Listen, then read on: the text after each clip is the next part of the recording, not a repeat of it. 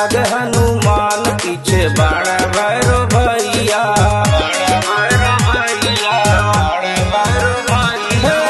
सिरवा सवारी चलल बाड़ी मयरिया, आगे हनुमान पीछे बड़ा भैरो भैया। चूचू बोले ले चुचुया भइल भोर की अइली भवानी मैया मोर।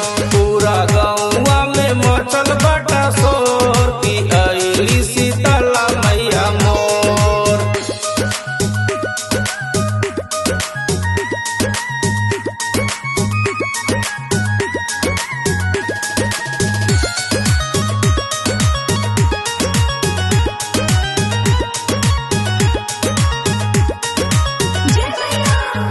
मोर पपिहरा बोला मीठी मीठी बोलिया, देवलोक से चलल बाड़ी चढ़िया के डोलिया।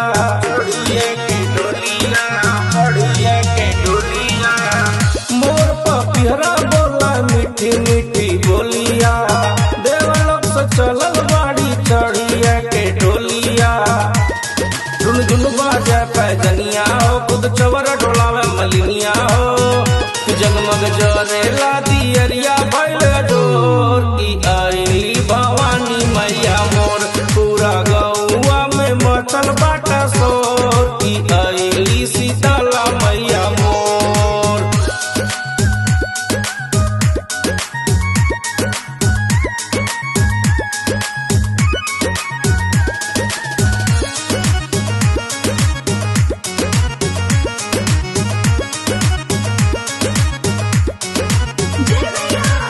लगला सुहावन मना भावन की दिन हो, सबके बाटा सुना भगती में लीन हो।